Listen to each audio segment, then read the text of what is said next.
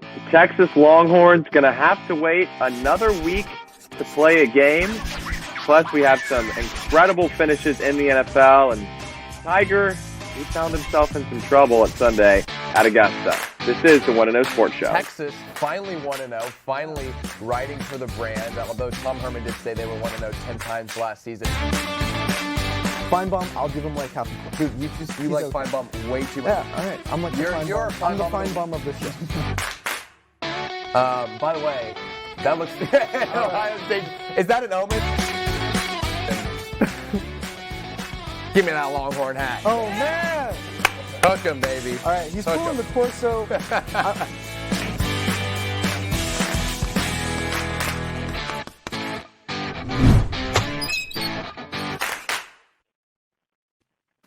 Hello and welcome into the 1-0 Sports Show.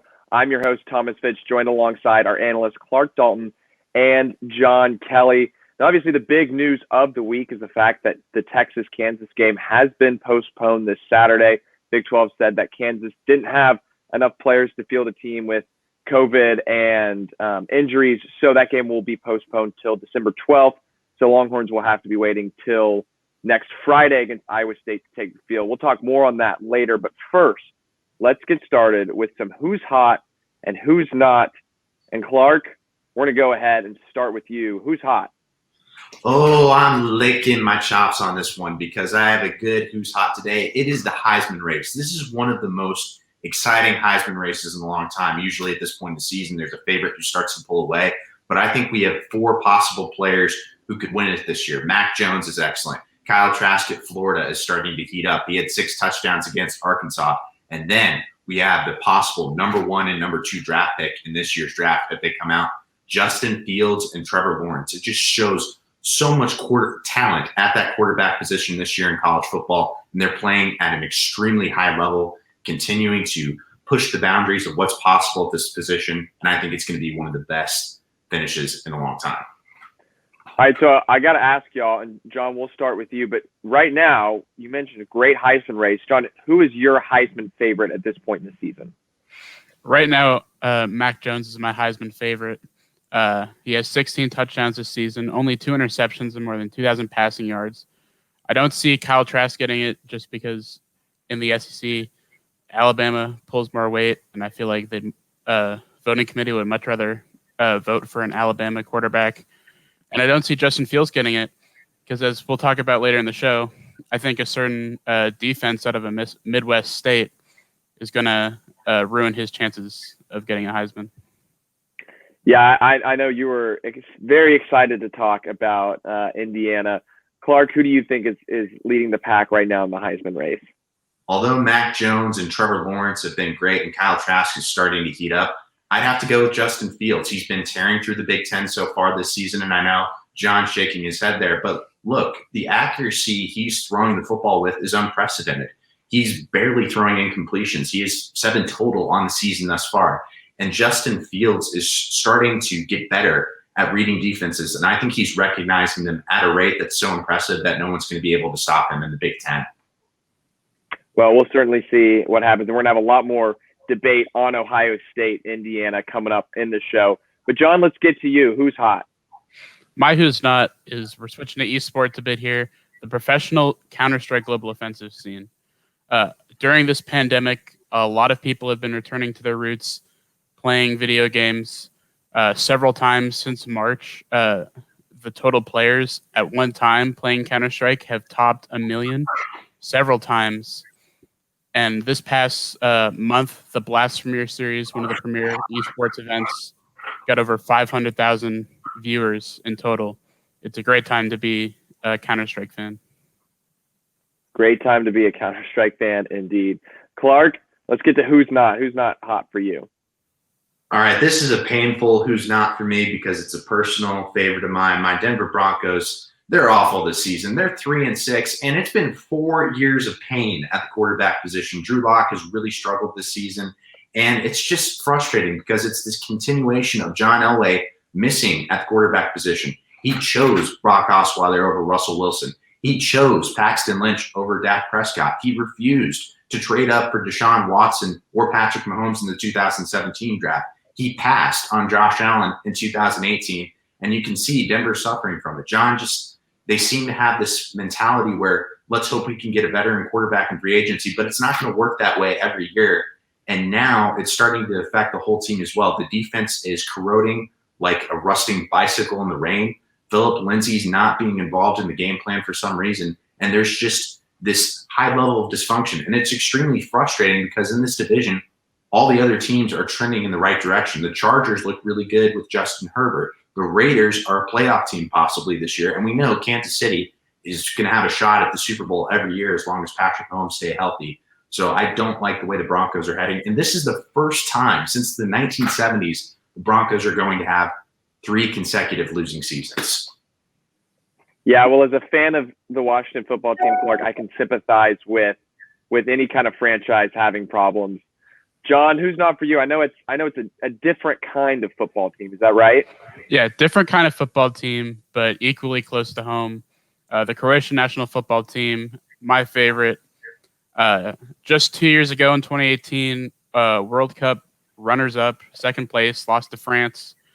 In the Nations League, definitely not showing that same energy. They went 1-5, just barely beat out regulation against an also 1-5 Sweden, but they had the points for going for them.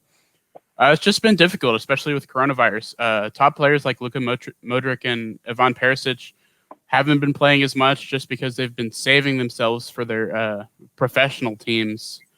So we've been seeing a lot of younger talent. And while it's promising, it just hasn't been even getting the wins that's expected from such a good team. Good historic team. Right. Well, and they have had a lot, especially in the last couple of years, they've had a lot of success. And you bring up guys like Luka Modric and his play, again, big players like that, especially in a weird season, they're trying to protect themselves for the club tournaments. But again, weird year. So that stuff's just going to happen. All right, let's move on to Embrace Debate. And our first question that we're going to be debating are NBA draft surprises. The NBA draft was last night. So, Clark, we'll start with you. Who is the biggest surprise of this year's draft to you? To me, the biggest surprise, I really have 2. I didn't expect Tyrese Halliburton to fall as far as he did. He fell 12th to Sacramento. And it was really surprising because he showed huge improvements in the Big 12 over the past couple of years. And everyone was praising him for dominating during Team USA's FIBA basketball run. And he's a really prototypical point guard. He's about 6'5". He's a great ball handler. Needs to work on his shooting a little bit, but he'll get there. And there were a lot of teams I felt like within that top 10 who could have used a point guard. I was surprised that Chicago didn't take him.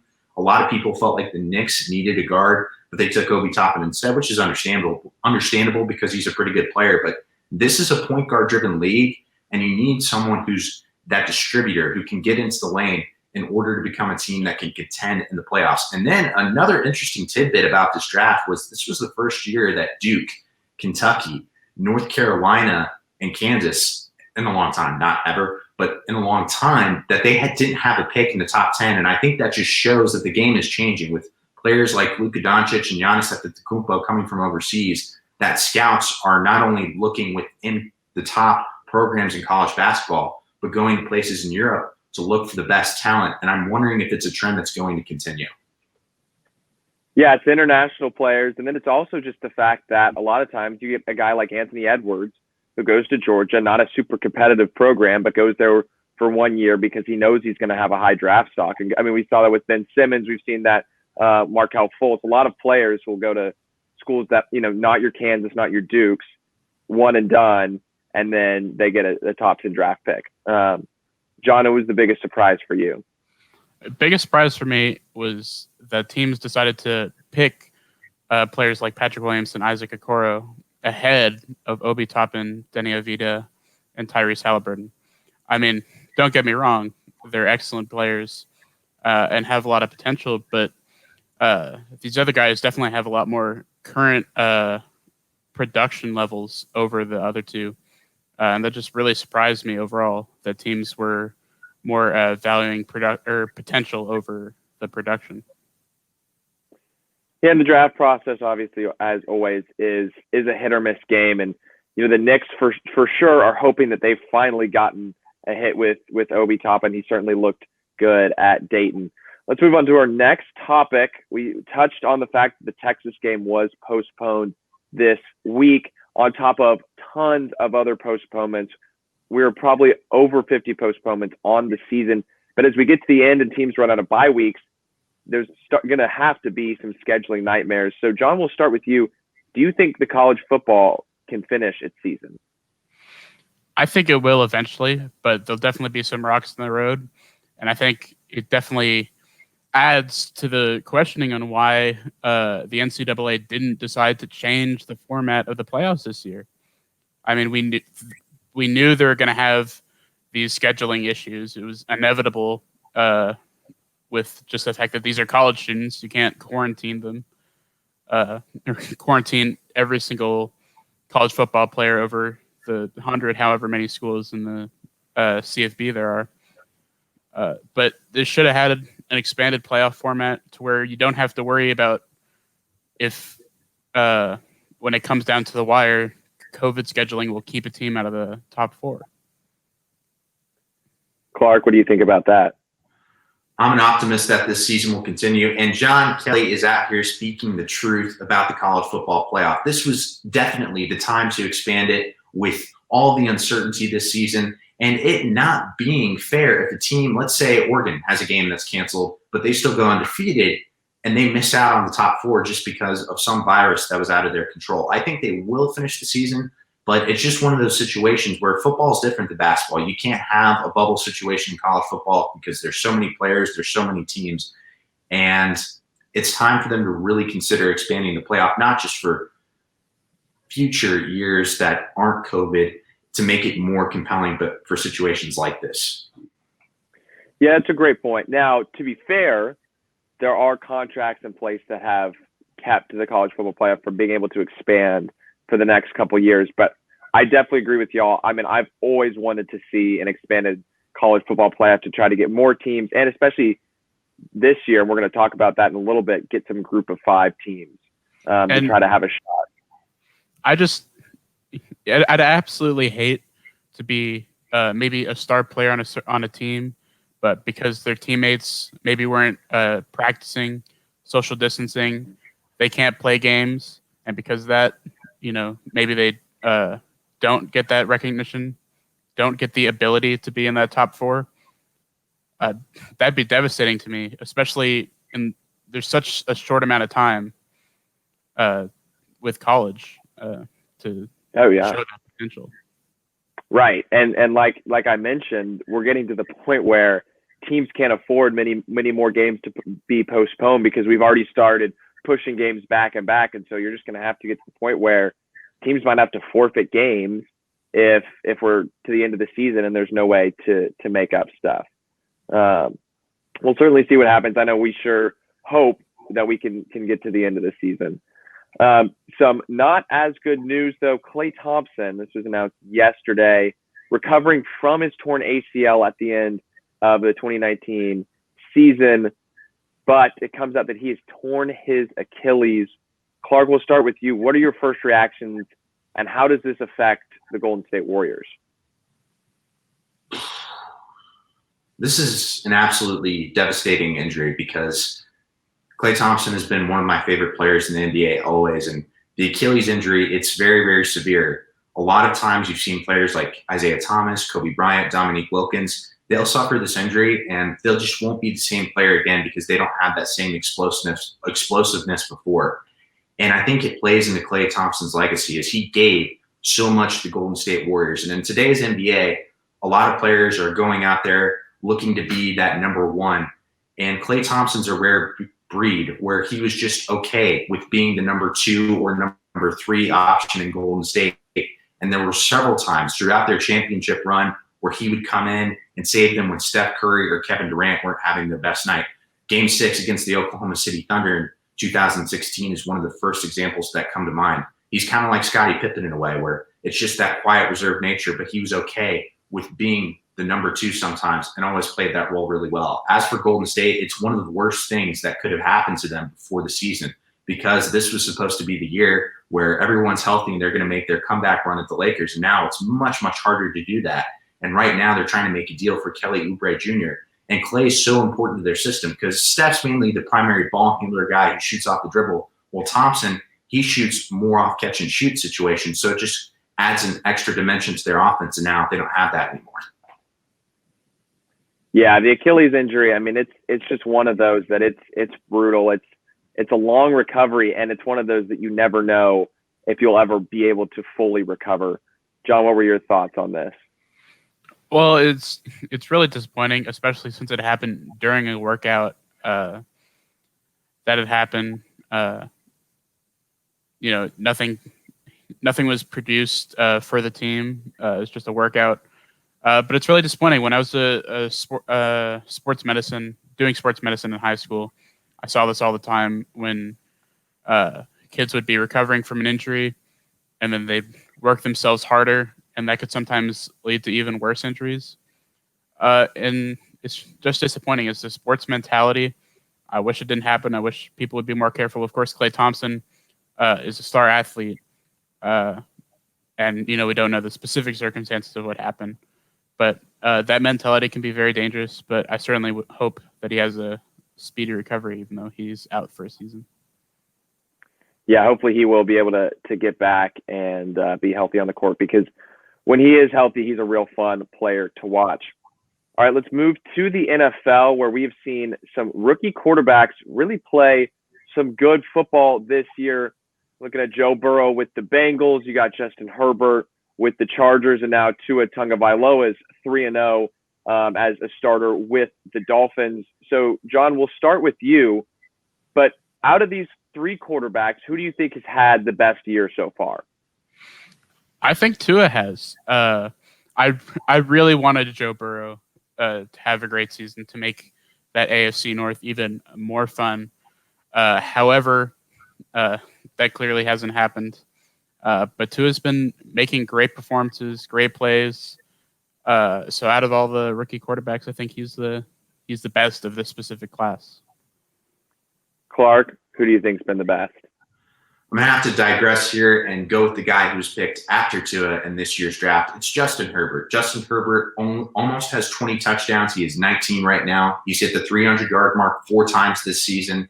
And Herbert, opposed to Tua and Joe Burrow, who came in with high expectations but were expected to be good, Justin Herbert was kind of viewed as maybe the prospect who could bust this season.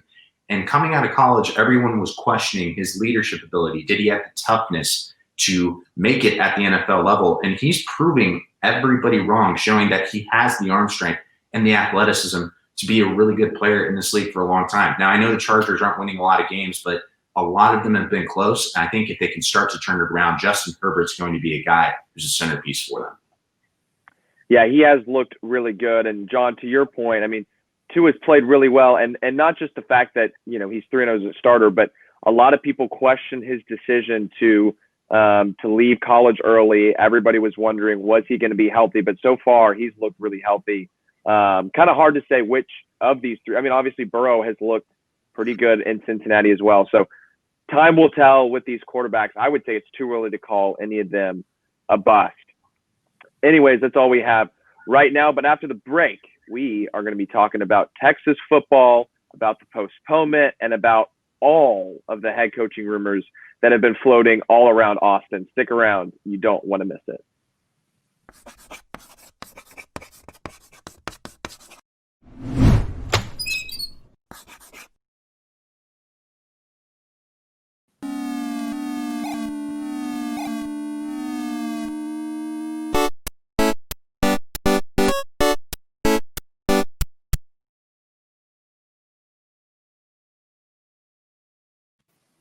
Welcome back into the 1-0 Sports Show. We alluded to this earlier on in the show, but Texas's game against Kansas this week has been postponed, moved to December 12th. So the Horns will have to wait till next Friday at 11 o'clock when they will face off against the Iowa State Cyclones. So first question we're going to talk about is this break good or bad for Texas? Clark, we'll start with you. I think it could be a combination of both because it is good for Texas to get some rest. You worry about the health of Sam Ehlinger long term, and you want him to get a full recovery so he can go back to the level he was playing at the beginning of the season. But on one hand, it could be bad because it could leave some rust, especially against an Iowa State team who's been fresh, who's been playing against a lot of teams. And it's just one of those things you constantly need to be playing. Practice speed and game speed are two different things. So you don't want them to lose that sense of game speed. And then that's where you see those penalties, the fumbles, just complete mismanagement of execution during the game. Yeah, it's the age-old rest over rust debate, and you throw in the fact that, you have Thanksgiving week next week, which already just makes things more complicated. John, do you think this is good or bad for Texas? I think this is good. Texas time and time again has shown that when they have extra time to prepare for games, they're able to come out and, show all that they really have. We saw this, especially with the bowl games the past couple of years against Utah, against Georgia, and in certain at the beginning of this season against UTEP, which was an explosive game. And as Clark said, it definitely gives Sam Ehlinger time to heal. He's really beat up, and so giving him that extra time to recuperate will definitely be good for those Longhorn team. Yeah, that's a good point. Tom Herman with a couple extra weeks to prepare. So far in the past has been pretty good. Now let's look at this. Texas does control their own destiny to make it to the Big 12 championship game, but of course they have to win out. They have to beat Iowa State. They have to beat Kansas State. They have to beat Kansas. But if those three things happen, then on December 20th, they'll find themselves in Arlington, Texas, in the Big 12 championship game. John, do you like Texas's chances of actually making it there? I do. I think they have an excellent chance. As we say in College Crossfire during Rapid Fire, it's anybody's game. And in the Big 12, the Big 12 championship is anybody's game right now, which is really exciting. But with the schedule that Texas have left, it gives them an excellent opportunity to, beat Kansas State, beat Iowa State, get those wins over those two teams, which should propel them. Winning out would propel them to the Big 12 championship. But especially those two wins would prove that Texas needs to belong in the Big 12 championship. Clark, do you agree with John's point?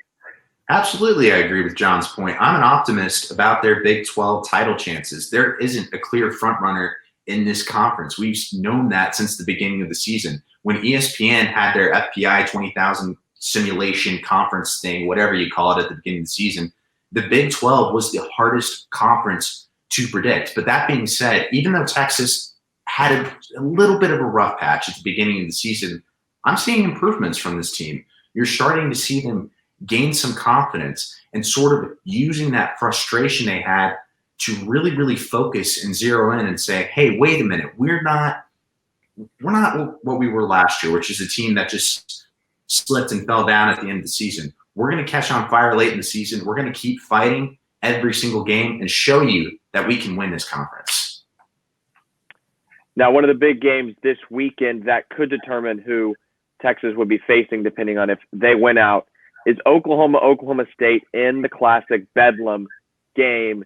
But the question for Longhorn fans is, who do you root for? Because first of all, there's rivalries. And second of all, whoever wins this game has a good chance at being the team that Texas could potentially face in the Big 12 championship. So Clark, we'll start with you. Who should Longhorn fans be rooting for this weekend? Longhorn fans, don't get mad at me. I know you're not going to like hearing this, but you should root for Oklahoma. And that's a bit of a contradiction, but here's why. First, playing Oklahoma in a potential Big 12 Red River rematch is always really cool, and it gives you an opportunity to get a little revenge from 2 years ago. And another thing that Oklahoma has as a disadvantage over Oklahoma State is they're much younger than Oklahoma State. Spencer Rattler is a talented quarterback, but we know he's prone to making mistakes. And aside from Red River, he really hasn't played in that many big games before. So I could see that actually play as an advantage towards Texas. I know it's painful to have to root for Oklahoma, but a Red River rematch is pretty cool. Yeah, and it would certainly be a nice chance for Sam to try to get a rematch with Oklahoma. John, what do you think? Well, what Texas fans should really be rooting for is a tornado just to hit the stadium, destroy it, and nothing else, of course. No fans. Of Just course. destroy the stadium. No need for bedlam. But I'm gonna have to agree with Clark here. An Oklahoma win is what we need. Is what Texas needs. Oklahoma State needs more losses. We beat them. We did the Big 12 a favor. Texas did in beating Oklahoma State to make the Big 12 race much more interesting. And OU needs to step up and do the same. Now, all the rumors that have been flying around Austin the last couple weeks, and really even before then, have been the thought of Urban Meyer coming to Texas, and even so much so that you talk to a lot of Texas fans, they're rooting for Texas to lose in order for Herman to be fired and Urban Meyer to be brought in. But I want to get y'all's thoughts. Should Texas be tanking for Urban Meyer? John, we'll start with you. No. Fake fans are those fans that think that. That's a ridiculous thing to think. I don't even think Urban Meyer is the answer for this Texas team. But I've said it on previous shows. Even if Tom Herman lost all the rest of the games this season, I don't think he'd be fired. Well, maybe not lost all the games. If he lost to Kansas, maybe. But I mean, we have new coordinators, defensive and offensively. They still need time to adjust. I think if Texas loses next season, then it's time to start considering firing Tom Herman. Clark, do you agree? Do you think Herman's not even really on the hot seat? Herman is on the hot seat, but I agree we shouldn't be tanking for Urban Meyer because I'm going to go pull one from the history books. In 2013, people in the Austin area will remember this one. Is there was this rumor when Texas was struggling during the season, and it was clear that Mac and Texas were going to break up after the season, that Nick Saban was coming to Austin. Everybody kept saying, Nick Saban, Nick Saban, Nick Saban. And then he bought a house in Lakeway. He's coming to Texas, and he signed an extension with Alabama. Look, Urban Meyer is one of the greatest coaches in college football history. No question, but it's not really even a confirmed thing. It's just a rumor floating all over Instagram stories, all over forum boards of just angry Texas fans when we lose.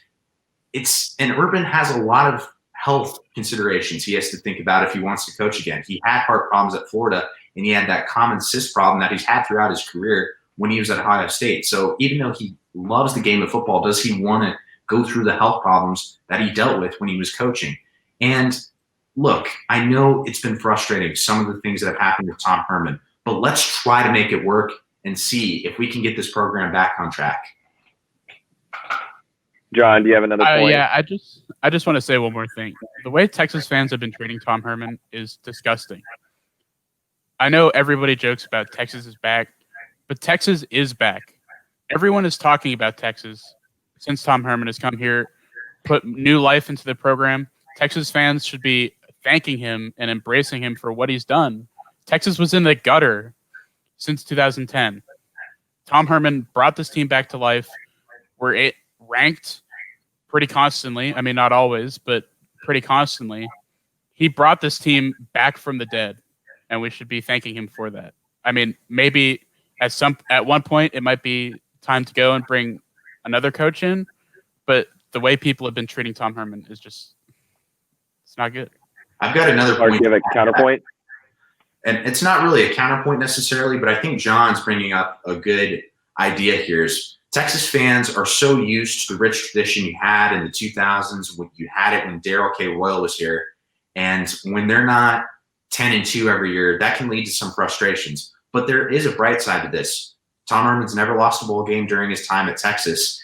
And you have to understand that it's really hard to build a championship program. It is excruciatingly hard. It took Urban Meyer a couple years to win a national championship at Ohio State. It took Dabo Swinney a long time to even get close to winning the ACC championship every year at Clemson. Now, I'm not sure Tom Herman is one of those coaches long term, but you have to understand, growth doesn't come in straight lines.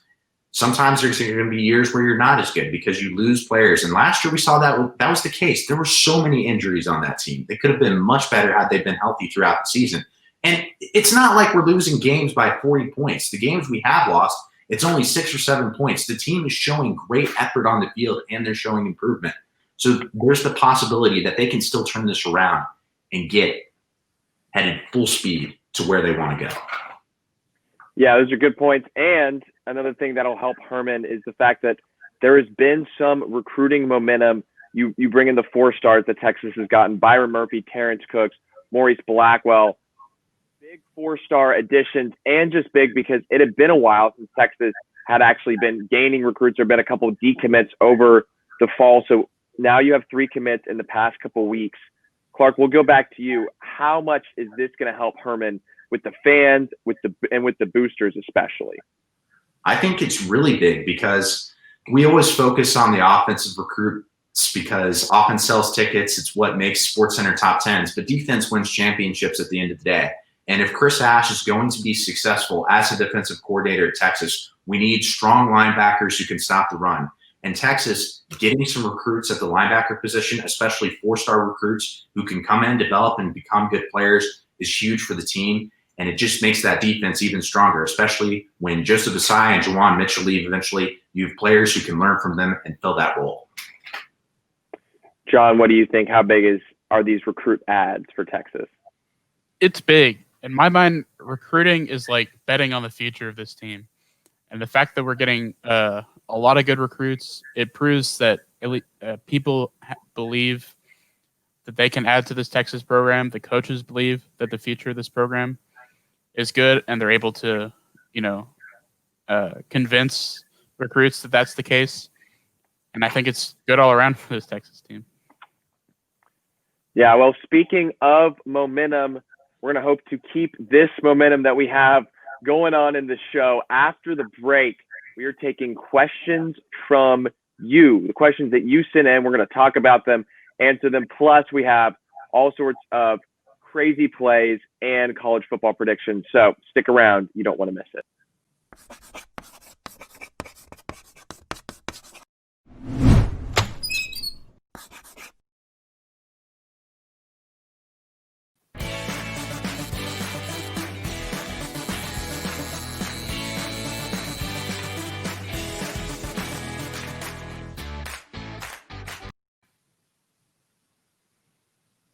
Sports Show again. Thomas Fitch joined alongside Clark Dalton and John Kelly.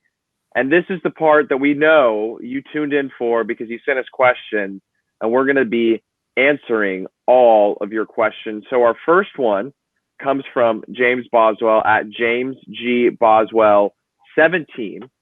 And he says, who is your favorite Big Ten mascot, and why is it Bucky Badger?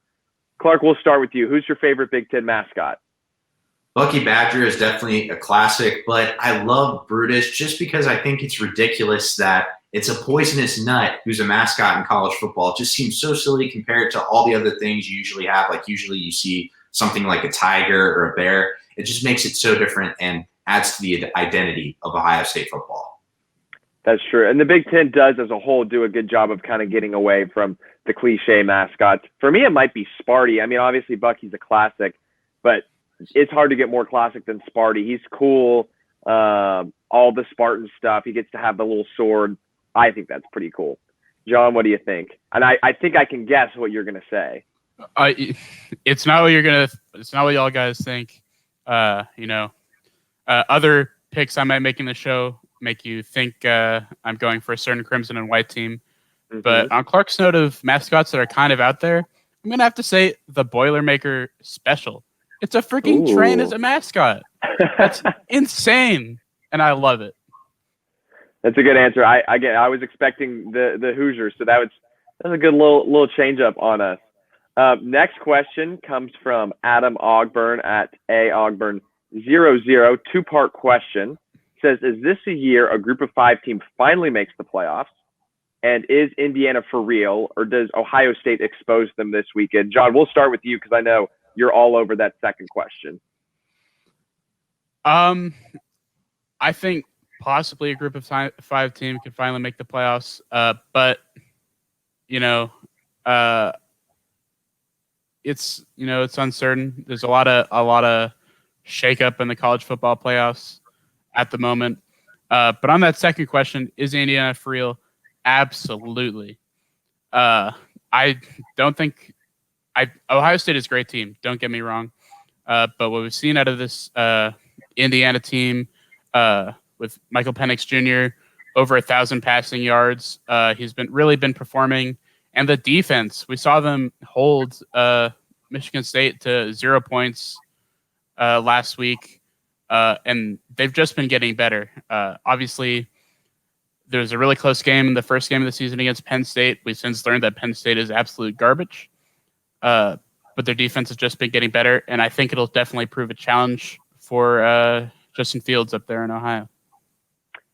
Yeah, I know on the group of five question, I won't say too much, but I will say there may or may not be a group of five team in my college football playoff top four that's coming up in a little bit. Clark, what do you think about these questions? To answer both of your questions, for the group of five team finally making the playoffs, I'm not sure, just because a lot has to happen. We know how this committee works. They favor the SEC and the larger conferences. We can see that with the rankings right now with Texas A&M and Florida both being over Cincinnati. If I had to give it a percentage, though, I would give it about a 20% chance right now. I think BYU is going to face questions with their schedule. And even with Cincinnati going undefeated, we know how this college football playoff committee is. They like powerhouses being in there. It's a TV show. They want to get all the ratings. And to answer the second question, is Indiana for real or Ohio State exposed them this weekend? I don't think Ohio State's going to beat them by 20 points. I think this is a good Indiana team who's going to challenge the Buckeyes. Michael Penix Jr. has shown a lot of improvement. And this is kind of one of those classic Big Ten teams that's the antithesis towards Ohio State. These are guys who jump an inch too low, run a second too slow, maybe an inch too short, but they have that chip on their shoulder. And Tom Allen is using that to inspire them, and that's why they're playing so well this season, and they're going to give the Buckeyes everything they have. Clark, I want to go back to the first question where you said 20% chance of a group of five team getting in. What's your hypothetical situation? What has to happen for that 20% to actually come true? Okay, so a lot has to happen. I would say that one of the top four right now has to lose at least 2 games for it to happen. Possibly in the SEC, if Alabama drops a game in the regular season and loses the SEC championship to Florida, I think it's really hard looking at Florida's loss against Texas A&M because it looks so bad to put them in. And then Texas A&M not playing that well against Alabama at the beginning of the season, I don't think you can put them in because of that. They lost 24-52. That's not an elite team to me. And then Notre Dame or Clemson's probably going to have to lose 2 games, including the ACC championship. And then BYU and Cincinnati both have to finish the season. They have to go undefeated. They have to finish the season undefeated. Yeah, I mean, there's no way a group of five team is getting in with 1 loss. Again, you'll have to wait and see who my group of five team is that I have in the top 4. Our next question comes from Daniel Shee at Daniel_Shee88. Now, this is assuming, obviously it hasn't happened, assuming that Jim Harbaugh gets fired. Says, where does Jim Harbaugh go next? John, we'll start with you. Where does Jim Harbaugh go next? And is he definitely going to be fired this season? He's going to go from one Golden Arches to the other, to McDonald's. He's definitely going to be fired this season. Just jokes, of course. Well, the McDonald's part. I don't see him going to another big team like that. He might go to a smaller group of five team, or might switch to an assistant coaching job, or just pull an Urban Meyer and become a commentator. That would be excellent for him. I mean, former NFL coach, former college football coach. It might be the time for him to switch into that post football career. Yeah, and he certainly has the personality if he wanted to do anything in broadcast. Clark, what do you think? I think he's probably going to be going away from Michigan. That's a bit harsh to say that, but look, you have to beat Ohio State as Michigan's head coach, and Jim Harbaugh hasn't done that, and he hasn't played that well. His teams haven't played that well against Michigan State. They've only won 1 game since he's been there. And I think it's time for Harbaugh maybe to find himself again as a head coach. I think he's just burnt out with the pressures that come with that Michigan job. We know it's another program that's like Texas. The boosters are constantly harping there, and they want to win national championships all the time. And I think Harbaugh needs to look at what he did at Stanford and the San Francisco 49ers. It's that quarterback whisperer.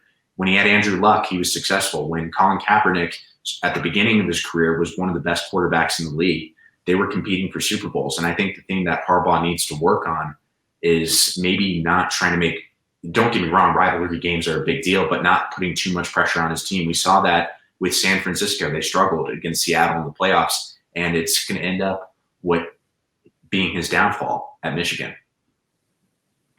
Yeah, it's one of those things where you can kind of mirror the program of Michigan with Texas, of just these heavy boosters. And at a program like Michigan, you can't just make it to a bowl game each year. You got to do more than that. You especially got to beat your rivals. They've really struggled against those teams. All right, our last question from the crowd comes from Justin Morris at Justin Morris _Texas. He says, on a scale of 1 to 10, or scale of 10 to perfection, how sick are the new Spurs jerseys?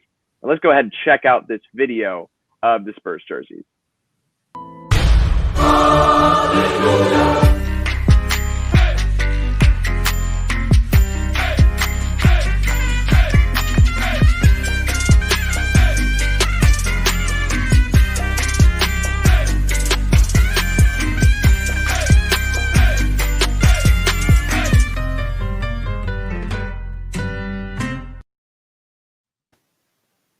Pretty cool stuff there from my hometown Spurs.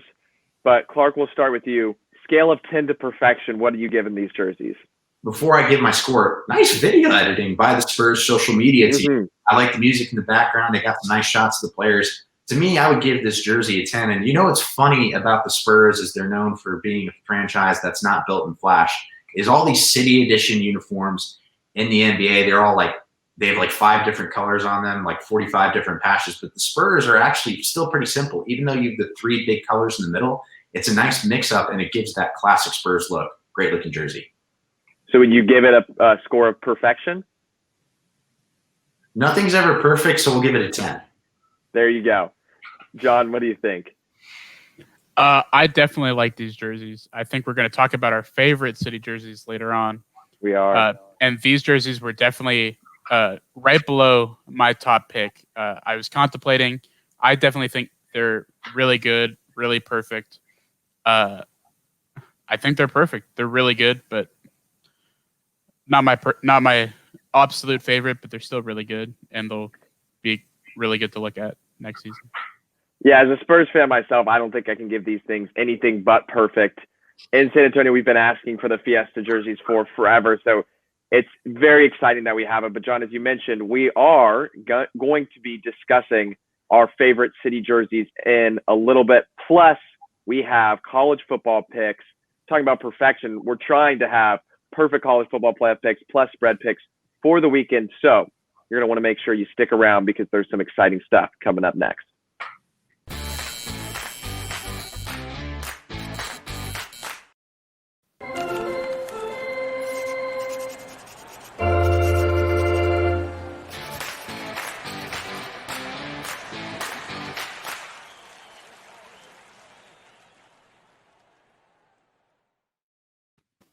Welcome back into the One and O Sports Show. Thanks again for joining us on your Friday morning. Again, Thomas Fitch joined alongside Clark Dalton, John Kelly.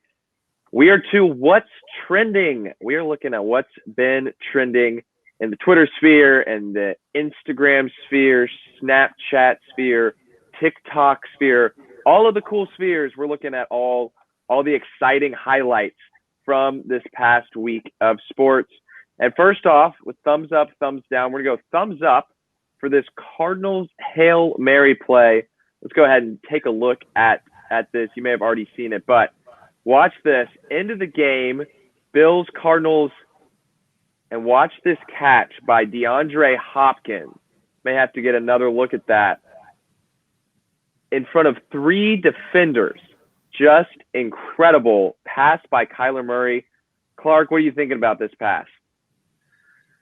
It's Kyler Murray, but it gets a thumbs up. DeAndre Hopkins, best wide receiver in the NFL right now. Houston Texans fans, every time they catch a Cardinals game by chance, I'm sure they're frustrated that DeAndre Hopkins is still not wearing the Texans colors. Absolutely incredible play. John, thumbs up for you as well? Absolutely. I mean, everything about this play is great, except for the fact that it was Kyler Murray throwing the pass. But if we get beyond that, it's great heads-up play by Kyler Murray and DeAndre Hopkins. Just great overall. It's great football. Mm-hmm. Well, I'll tell you what, John, when you have Kyler Murray on your fantasy football team, it kind of helps you not hate him as much. All right, let's get to a thumbs down. Speaking of Oklahoma, let's get to a thumbs down. This was Sunday at Augusta. Tiger Woods, the reigning champion, coming into hole 12. He was 3 under. He was well out of contention, but he had some trouble here. So first shot, going to spin back into the water. So he's going to have to take a drop.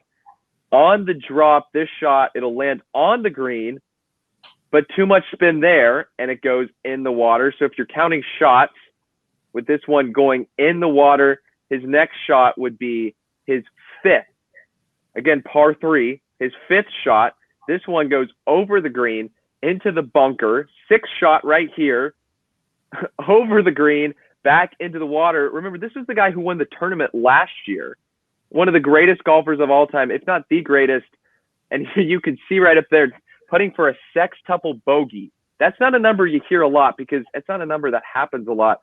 Tiger ended up tapping in for a 10. That's the highest score he's ever recorded at the Masters. John, what can you say about this? It's certainly disappointing, but I mean, it's been a difficult year, difficult game for Tiger Woods, but it's disappointing coming off of that big win, that big comeback win after the troubles that he's had. It's definitely disappointing to see this particular performance, but I mean, 2020, I'll give him a break. It's, difficult year. I always love seeing this happen to golfers because it makes them a lot more relatable, especially when it's a guy like Tiger. Clark, what do you think? Ouch. It's been a rough decade for Tiger since he was so dominant in 2007 and 2008 when he was the best golfer in the world, and now he's just having a rough time at the Masters. It shows everybody's human. Yep.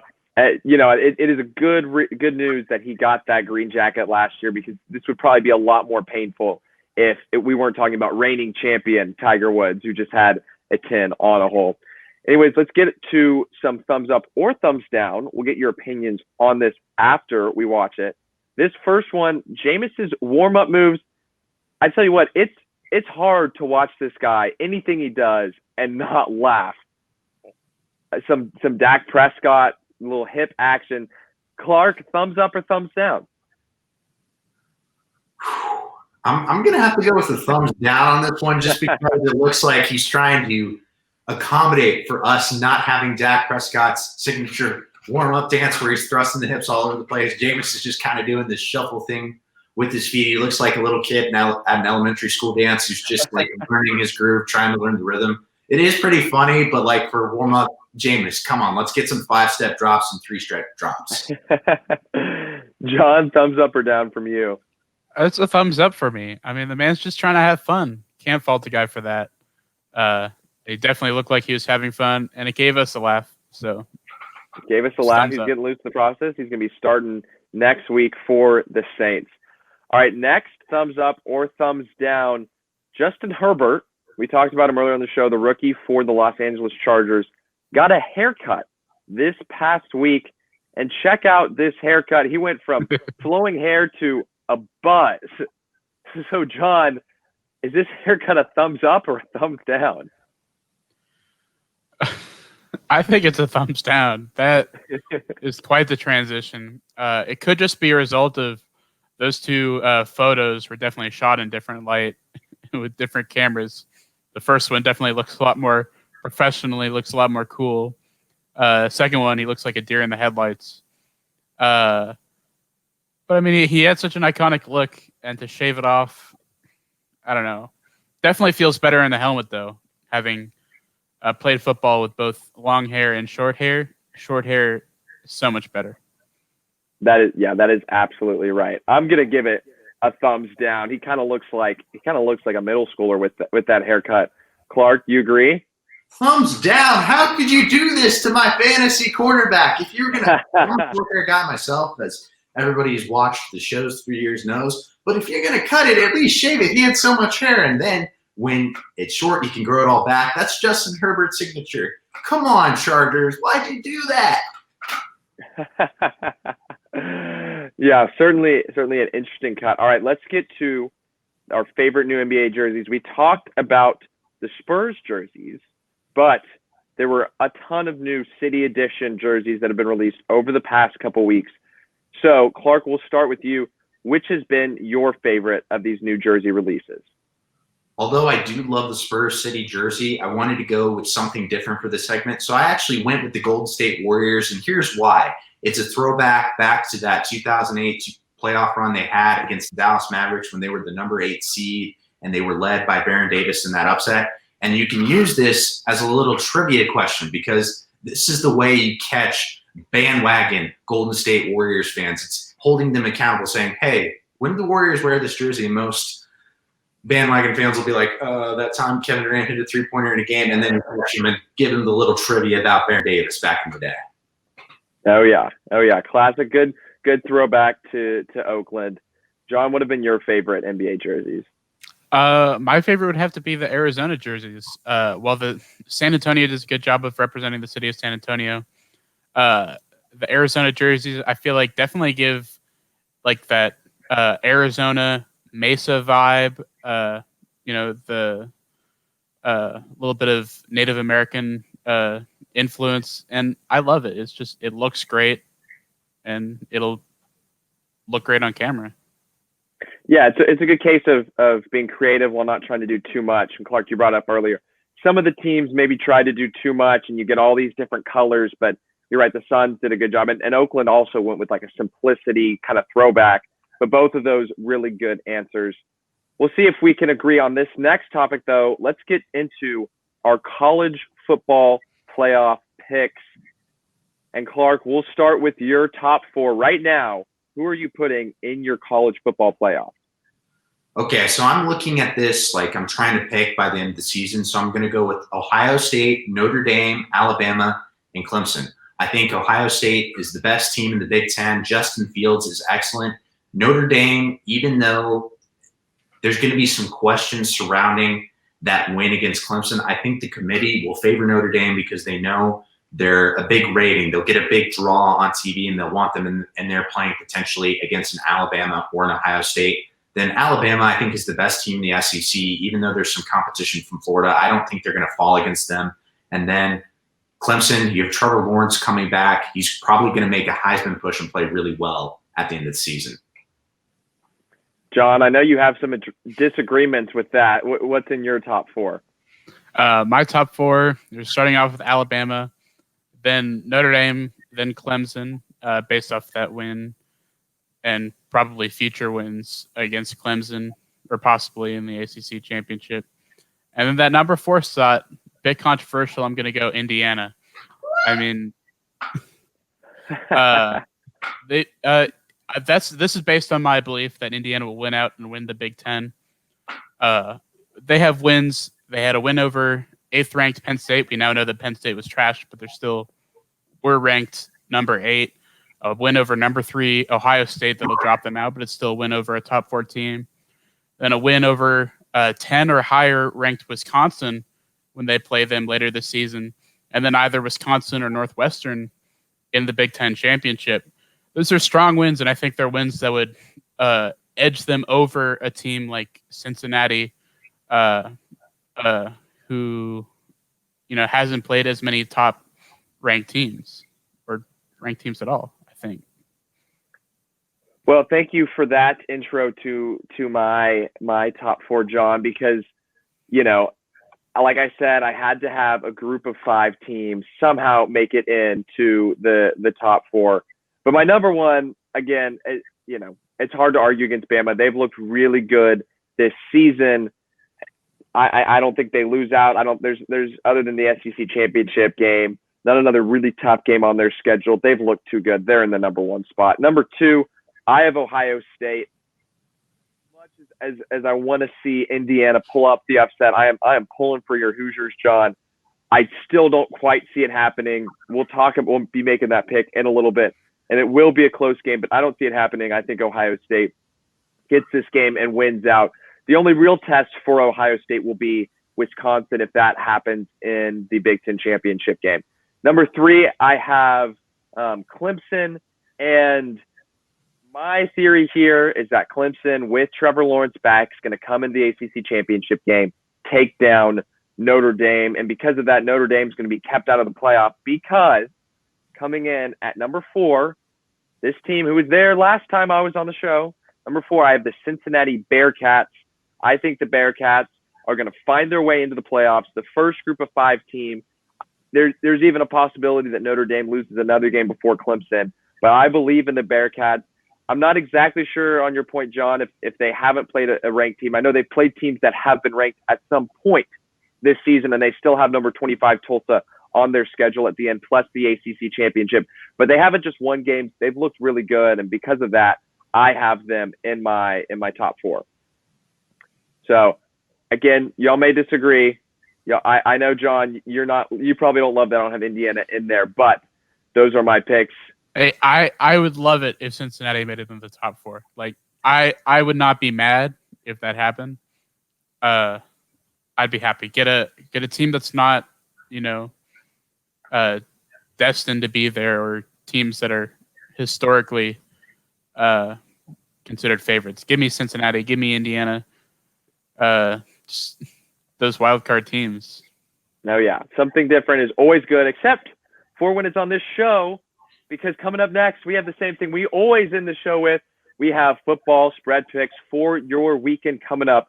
You're not going to want to miss those. So make sure you stay tuned in to get all the information for the games on Saturday.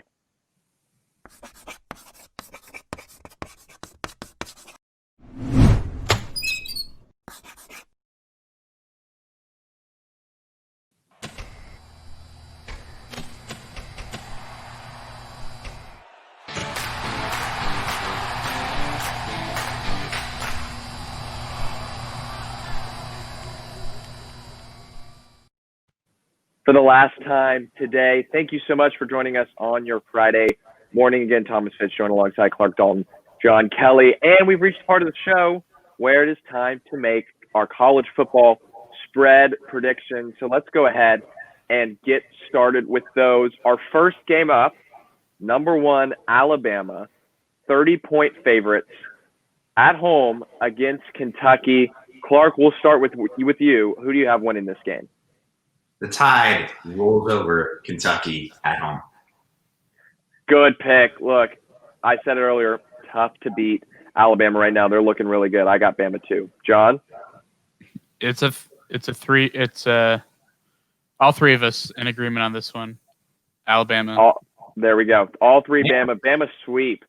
Next game up, going to the Pac-12, we have number 20 USC, 3.5-point favorites. They're traveling up to Utah. John, we'll start with you. Who do you have winning this game? Give me Utah. USC is always overrated.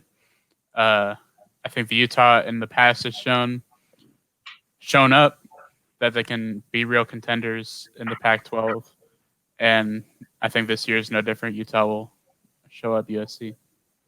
Well, I'm going to have to – second pick, I'm already going to have to get my pencil for a not so fast right at you, John Kelly.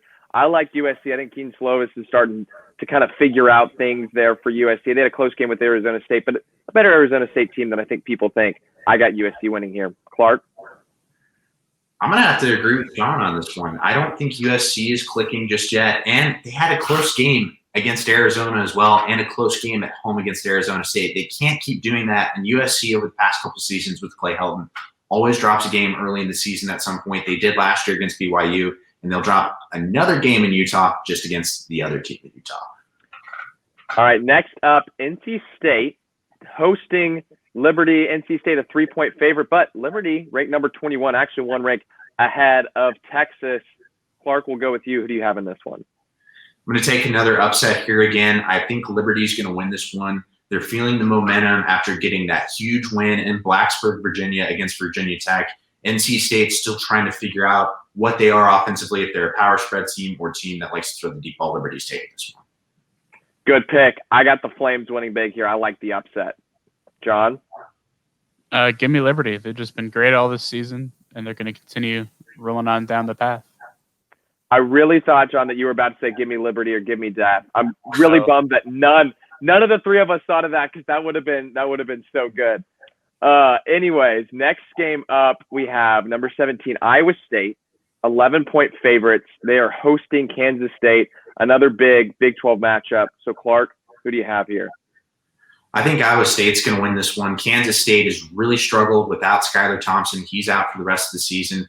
Brock Purdy's more experienced at quarterback. Will Howard has ability, but he's really struggled throwing the ball. He's throwing a lot of interceptions right now. I think Iowa State's going to win this one big. So I do agree with you that Iowa State's going to win this, but I don't think it'll be big. I just think the way the Big 12 has gone, I think this is going to be a close game. Maybe even a fairly comfortable win for Iowa State, but I think less than 11 points. John? I agree with you, Thomas, in that it's going to be a close game. But in the other direction, I think Kansas State is going to be able to work some magic and throw some more chaos into this Big 12 championship race. Okay, we'll have to see it. That would be a big upset, but again, the Big 12, we've seen upsets everywhere. All right, next game up. This is important for me. This is my number 4 team in the college football playoff. We have number 7 Cincinnati, 6-point favorites, hosting at UCF. John, can my Bearcats get the win? Absolutely. Cincinnati, I believe, is going to win out the rest of the season, make a real convincing argument for their place in the top 4, and that continues with this game against UCF. Give me Cincinnati. I can't put Cincinnati in my top 4 and not pick them to win this game. Go Bearcats. Clark? I'm on to Cincinnati. Look, they're trying to show that this is their conference now, not UCF's. They're trying to make that college football playoff push. They're getting the win. All right, more group of 5 action. Another undefeated group of 5 team. Number 15, Coastal Carolina Chanticleers. They're a 5.5-point favorite hosting Appalachian State. Just about any other year, it would normally be the other way around with App State is the favorite, but here, the undefeated Chanticleers. Clark, who you have? Chanticleers. Let's go. They're taking this one. App State's a more inexperienced team this year, and I think Coastal Carolina has played so well that they have the edge because of that. Just to be a contrarian, I think App State's gonna pull this upset. It's been a Cinderella season for Coastal Carolina, but I think it comes to an end this weekend. John? I'm gonna have to disagree. I think App State's time to make traction was last year, and they didn't do it. But it's Coastal Carolina's time to shine. All right, next game up, John. This is your game. Ohio State, Indiana, number 3. Number 9, Ohio State hosting Indiana, but a massive 20.5-point spread. It almost feels like free money. John, I know you agree, right? Absolutely. Indiana, the defense will be able to hold Justin Fields. It's going to be a close game, down to the wire, just like that Penn State game at the beginning of the season for Indiana. In fact, I absolutely believe that it end in just an incredible fashion as that 2-point conversion. This will go to overtime. It's a close game, but Indiana will edge out Ohio State.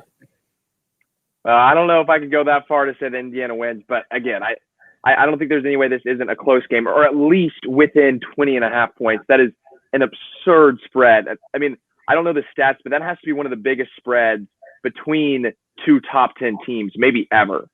Clark, who do you have in this one? The spread is a little bit high for my taste, but it's Ohio State.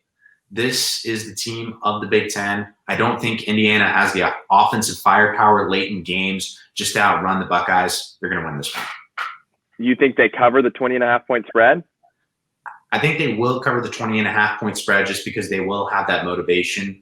But you have to understand, Ryan Day is one of the best coaches in the Big Ten. He's not going to let his team go out on a week and just be overconfident and not have any intensity in preparing for Indiana. Well, that is bold, 20.5 points, but again, there's a lot of firepower on that Ohio State team. Let's stay in the Big Ten for our next pick. We have number 10, Wisconsin, and they are heading down, I should say, to number 19, Northwestern Wisconsin, 7.5-point favorites. Clark, who do you got taking this one? This was one of the hardest games to pick this week, but I'm going to pick the Badgers just by a little bit because I think Graham Mertz is trying to make his name in the Big Ten as one of the best quarterbacks. Good pick. Wisconsin's been itching to get back on the football field for a while. I think they take this game, and they take this game big. John? If the viewers haven't gathered by now, I'm kind of a Big Ten anarchist. So I'm a big Northwestern to upset Wisconsin, which, I mean, both teams will probably win out the rest of the season. It'd be big implications for the Big Ten championship. All right, next up, last college football game. We're going to call this our 1-0 Sports Game of the Week because obviously Texas game got postponed. This is Oklahoma, number 18, Oklahoma. They're a 7-point favorite hosting number 14, Oklahoma State. John, who wins in Bedlam? I said the Texas fans should be rooting for Oklahoma earlier in the program. However, I think Oklahoma State will edge out Oklahoma. They've been playing a bit better than Oklahoma, and even though Oklahoma should win, I just don't think they can win. Good pick. Oklahoma State has not been able to get rid of that Oklahoma burden that they've been trying to get over for so long. Even when they've had better teams, Oklahoma's just had their number for the last decade or so. I think this is finally the year where Oklahoma State can get the job done. Clark? Oh, man, I'm going to have to be the bad guy on this panel today. I got to pick Oklahoma. Look, Chuba Hubbard has not been the same player this season. And Spencer Sanders, although he's a good quarterback, he's been a little bit sloppy in big games. He had a lot of turnovers against Texas. I could see him doing that again against Oklahoma. And plus, it's in Norman. That gives him a huge advantage. Sooners taking this one. All right, last game. We're going to go to the NFL Sunday night football game. Chiefs are an 8-point favorite. They travel to face the Las Vegas Raiders. Clark, who do you have winning this one? Well, both of these teams are more likely to win than the Denver Broncos are this weekend. These are the two best teams in the AFC West. Makes me sad watching this game, just knowing that the Broncos are just right in the cellar below them. Sorry about that, folks, but I'll go with the Chiefs. I just needed to get that out. And who'd you pick in this one? Did you go with the Chiefs? Yeah, Chiefs. Yeah. You know, I don't necessarily think the Chiefs are going to win by 8 points, but I do think that they're going to win this game. John? We're going to go on location for this one. We're going to Arrowhead Stadium. Look at that. I've been Andy Reid for the past 2 Halloweens, and I just can't fault the man. Give me the Chiefs. I think they're going to beat the spread. All right, good picks there. That's all the picks we have, and that's everything we have from our show today. But again, thank you so much for joining us this morning. And make sure to tune in, not next week, but the week after Thanksgiving break. We'll be back with our shows for the last week of shows. So make sure that you check out College Press Box Tuesday nights at 6:30, College Crossfire Wednesday nights at 9:30. For everybody in studio and virtual master control, joined alongside by Clark Dalton, John Kelly, I'm Thomas Fitch. Have a good Friday morning.